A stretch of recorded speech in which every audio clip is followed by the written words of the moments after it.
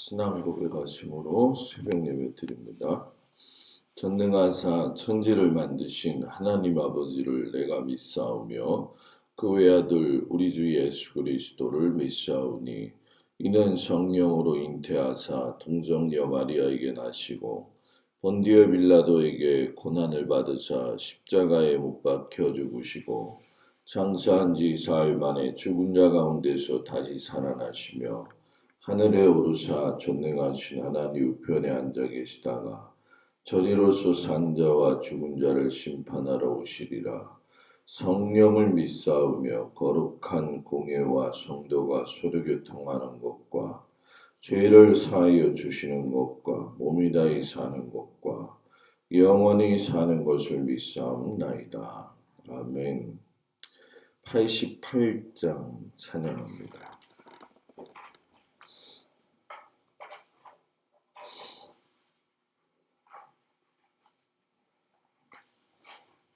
88장.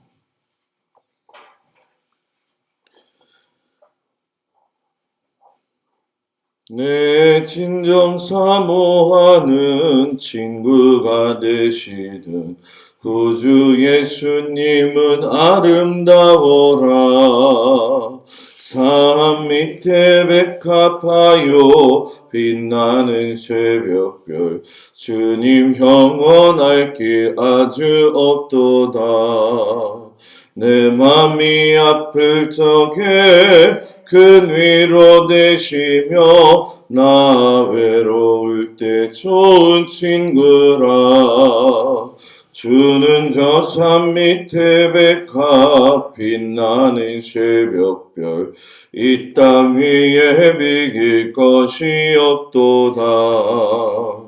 내 맘의 모든 염려 이 세상 모락도 주님 항상 같이 하여 주시고 시험을 당할 때에 악마의 계교를 즉시 물리치사 나를 지키네.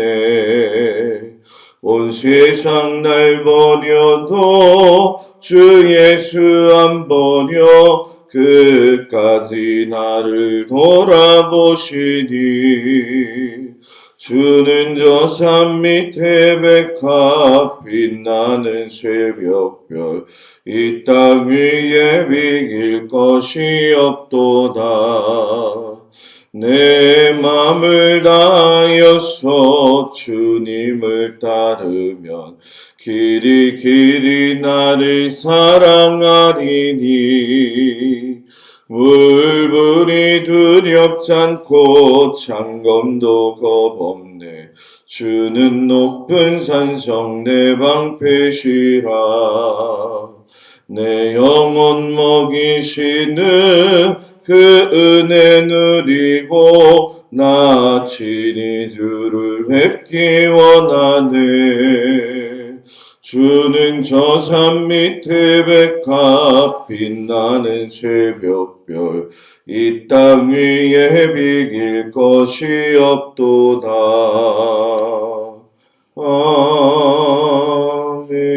아멘. 하나님 말씀은 욥기 38장 22절에서 38절까지 말씀, 22절에서 38절 말씀, 욥기 38장 22절에서 38절 말씀을 교독합니다. 내가 눈 곳간에 들어갔었느냐 우박 창고를 보았느냐.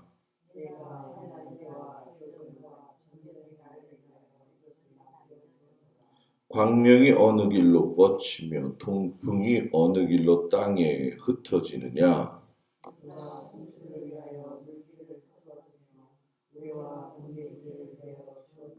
누가 사람 없는 땅에 사람 없는 광야에 비를 내리며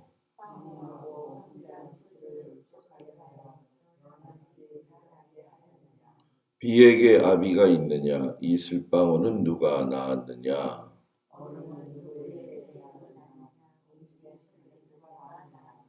물은 돌같이 굳어지고 깊은 바다의 수면은 얼어붙느니라.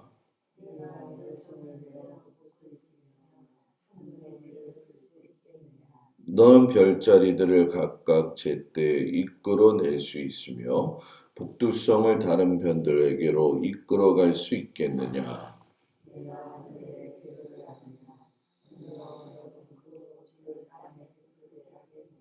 내가 목소리를 구름에까지 높여 넘치는 물이 내게 덮이게 하겠느냐.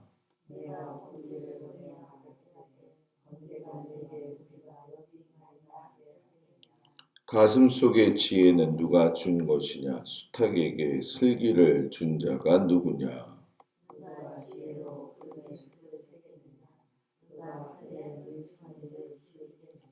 티끌이 덩어리를 이루며 흙덩이가 서로 붙게 하겠느냐? 아멘. 이른 아침 주님 앞에 온 성도들을 축복합니다. 하나님의 말씀을 이렇게 보게 되면 다양한 기후와 현상, 천체의 이야기들을 통제하시는 말씀들을 오늘 하시지요. 읽어보면서 제가 욥이라고 한다면 꼼짝없이 그냥 들어야만 될 수밖에 없는 하나님의 그 능력, 그 위엄 앞에 그냥 굴복하게 되어지죠.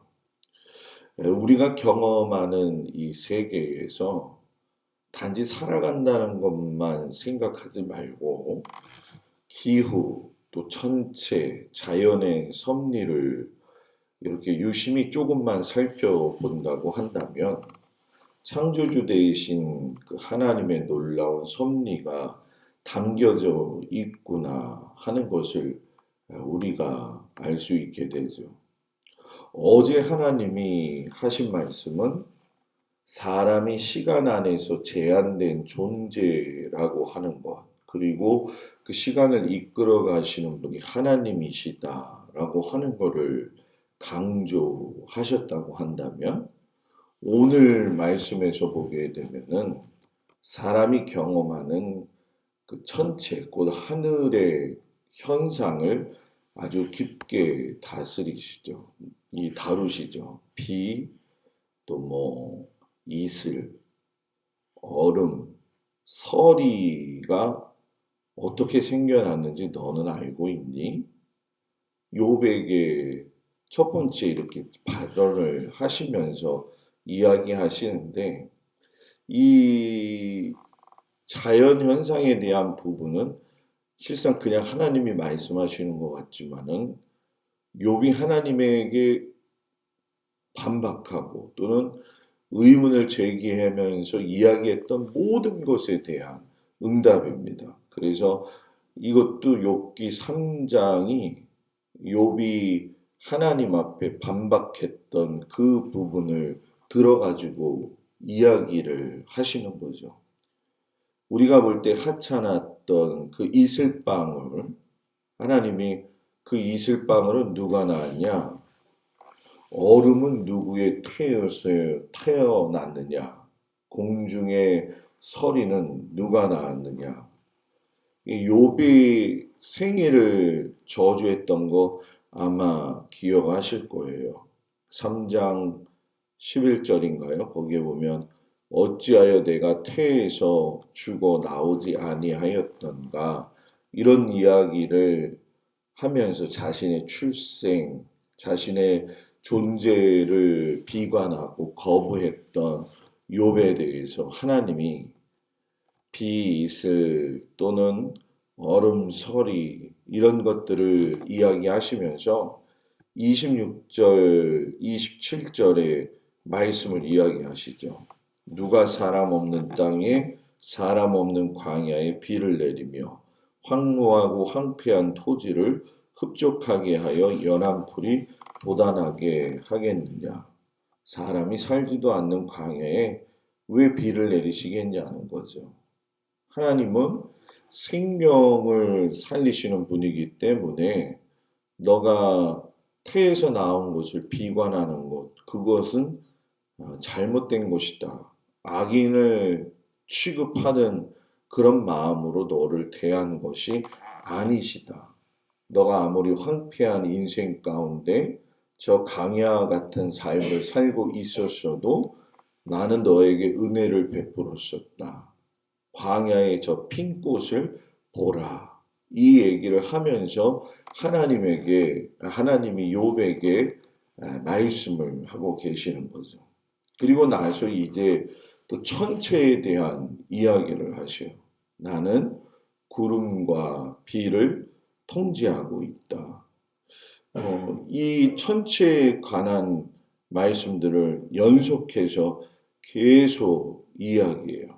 근데 이제 상반된 이야기들인데 31절에 보게 되면 묘성을 메어 묶을 수 있으며 삼성의 띠를 풀 수 있겠느냐. 그러니까는 이 별자리에 대한 이야기하면서 별들을 묶고 푸는 것도 나다. 상반된 행동이죠.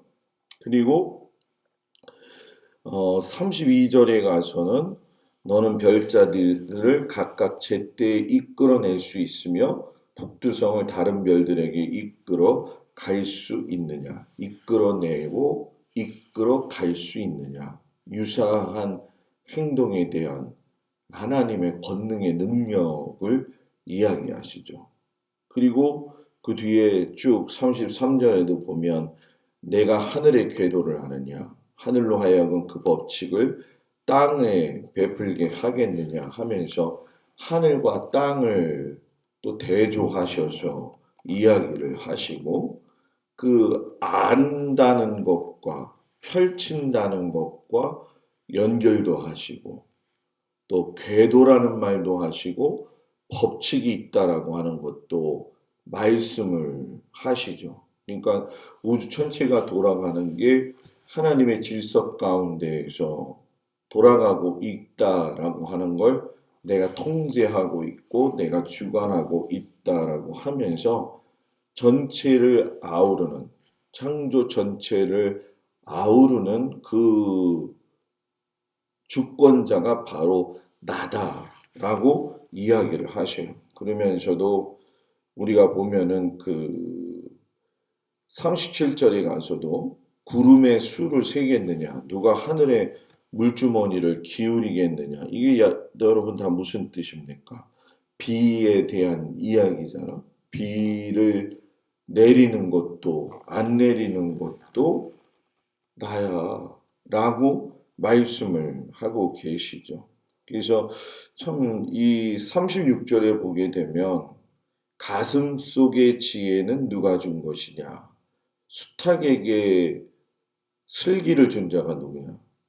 여기서 수탉이 갑자기 나와요. 그죠? 가슴 속이라는 얘기가 히브리어로 투오트라고 하는 얘기인데 이집트어로 이야기하면 따오기가 되어지거든요. 그래서 토트라고 이야기를 하는데 이거는 저 하늘에 새는 나는 새들까지도 내가 뭐예요? 통제하고 관리한다는 거죠. 그러니까 어느 것 하나 하나님이 관여하시지 않는 게 없다라고 말씀하시면서 욥에게 아주 조목조목 말씀을 하고 계세요. 아마 성경 공부 이렇게 하면 되게 좋을 것 같아요. 그죠? 조목조목 가르치시잖아요. 그러니까 하나님은 이 말씀을 하시면서 이야기하시는 거죠. 사람 말이야. 하나님인 내가 한 일을 다 알 수 없어. 그래서 이 38장 5절에도 그렇고 33절에 가서도 보면은 아느냐라고 하는 말을 두 번씩이라고 하면서 욥이 했던 질문에 대해서 깊이 찔르셔요. 네가 알아? 네가 알아? 우리는 살아온 연수의 경험을 따라서 세상의 이치를 자꾸 기정화시키려고 할 때가 있거든요. 근데 그건 내 경험 안에서만 가능한 거죠.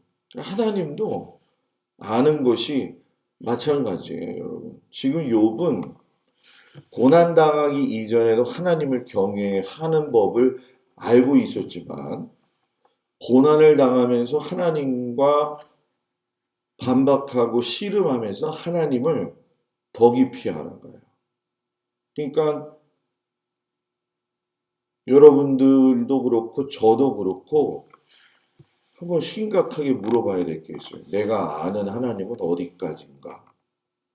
그저 내가 경험한 부분 정도의 하나님인가? 그래서 하나님을 알 수 있도록 하나님이 허락하신 게 뭐냐면 자연도 허락하시고 가장 귀중한 성경 말씀도 가리키신 거죠. 그래서 성경을 읽어야 된다는 거고 읽자는 거죠.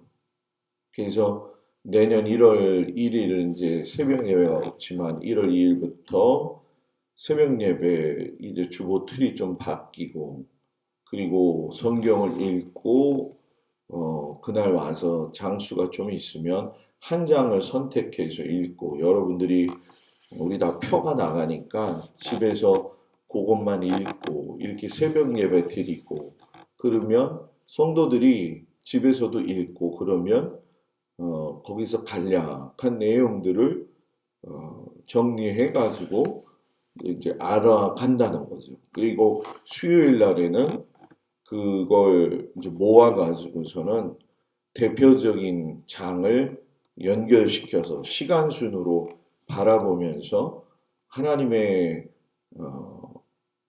뜻, 하나님이 어떤 마음으로 또 하나님 어떻게 전개를 하셨는가를 쫙 훑어가는 거죠. 그러니까 어떻게 보면 기나긴 여정이 될 수 있지만 또 기나긴 여정이 아닐 수 있는 건 하다 보면 너무 재밌고 너무 깊이 감사하게 될 수도 있을 거라고 저는 생각을 해요. 왜냐하면 하나님 말씀을 알므로 인해 가지고 하나님을 깊이 알게 되는 거죠. 욥은 여러분들이 잘 보신 것처럼 나는 불의하지 않았어. 나는 공의를 지켰어. 하면서 계속 자기 자신을 변호하고 나는 세상의 이치를 다 알았어. 하면서 자기의 특심에 대한 이야기를 하면서 내가 지금 당하는 고통에 대해서 하나님을 고발해가지고 부당하다. 그래서 법정에 세워야겠다. 이런 마음을 가지고 계속 지금 이야기했는데 어제부터 하나님이 뭐예요? 딱 나타나신 거죠. 너가 나의 섭리를 알아? 너가 나의 신비함을 알아? 무릎을 꿇으라는 거죠. 너는 아무것도 모르는 한낱 나의 창조주로서 만들어진 하나의 귀한 존재라는 거죠. 근데 그 귀한 존재가 그냥 아무 생각 없이 멍멍 짖는 개가 아니라는 거예요. 야옹 하는 고양이가 아니라는 거예요. 하나님을 깊이 생각할 수 있고 하나님의 형상을 담게 만드셨다는 거죠. 누구를요? 저와 여러분을. 그래서 우리는 하나님의 그 뜻을 이해할 수 없지만 그 고난과 섭리 속에서 시간이 흐르면서 하나님의 그 마음을 알게 되는 거죠. 이거는 그냥 단순히 하나님을 알아요. 신앙생활 많이 했어요. 예배 많이 드렸어요. 이런 차원이 아니라는 거예요. 저는 우리 성도들이 그걸 좀 깊이 깨닫는 한 해가 내년이 되었으면 좀 좋겠다라는 기도를 하나님 앞에 드려요. 보다 폭을 좀 넓히고 보다 하나님의 운행하심이 얼마나 정말로 우리가 알지 못할도록 섬세하신 분인지 그 선하심을 섭리하심을 깨달을 수 있는 그런 내년을 준비하면서 우리가 목사님 새벽 예배 그냥 피곤한데 그냥 잠깐 하고 끝나죠. 잠깐 할 거예요. 지금처럼. 그런데 중요한 건 뭐냐? 성경을 그 전날 밤에 잘 때라도 조금 읽어보면서 우리가 어떻게든 하나님을 알아가자는 거죠. 하나님은 우리의 태어나고 죽는 것까지도 인도하시는 분이고 세상을 창조하신 것과 세상을 심판하시는 것까지도 다 준비하신 하나님이시다 라고 하는 걸 알고 있다면 우리는 하나님을 그냥 나의 경험 안에서만 느끼는 게 아니라 오늘 말씀하신 것처럼 자연을 바라보면서 하나님의 살아계심을 깊이 깨닫고 그 하나님을 경외할 수 있는 오늘 하루가 되어지기를 주의 이름으로 축복을 드립니다. 기도하겠습니다. 하나님이 너가 누구냐라고 계속 욥에게 근원을 물으십니다. 그때 욥은 무릎을 꿇을 수밖에 없습니다. 그리고 우리의 입술에서도 하나님이 근원이십니다. 라고 고백할 수밖에 없습니다. 사람이 살아온 횟수가 오래되었다 한들 아버지의 고통의 삶 가운데 있다가 주님 부르시면 가야 되는 것이 우리의 삶인데 그 살아온 삶에서 하나님을 경험하고 하나님과 동행하고 우리의 낙이 어디에 있는지를 잘 깊이 알아 생각을 가지고 우리들의 힘을 빼고 하나님을 사랑하며 하나님의 뜻에 의지하여 살 수 있는 귀한 믿음의 성도들이 되어지도록 도우시고 인도하여 주시옵소서. 욥에게 혼을 내시는 것이 아니라 내가 바로 근원이다 라고 말씀하시는 그 뜻을 보면서 우리 힘이 되시고 근원이 되어주시는 아버지 하나님을 인정하며 갈 수 있는 귀한 은혜를 허락하여 주시옵소서. 오늘도 우리 성도들의 삶을 하나님 주관하시고 함께 하시며 동행하시며 붙들어 주시고 또 가정과 일터와 자녀들과 내 삶을 우리들의 삶을 하나님 붙들어 주셔서 주님 안에서 감사하며 사는 귀한 날 되게 하여 주옵소서. 예수님 이름으로 기도드렸습니다. 아멘. 하늘에 계신 우리 아버지여 이름이 거룩히 여김을 받으시오며 나라의 마옵시며 뜻이 하늘에서 이루어진 것 같이 땅에서도 이루어지이다. 오늘날 우리에게 일용할 양식을 주시고 우리가 우리에게 죄 지은 자를 사하여 준 것 같이 우리 죄를 사하여 주옵시고 우리를 시험에 들지 말게 하옵시며 다만 악에서 구하옵소서. 나라와 권세와 영광이 아버지께 영원히 있사옵나이다. 아멘.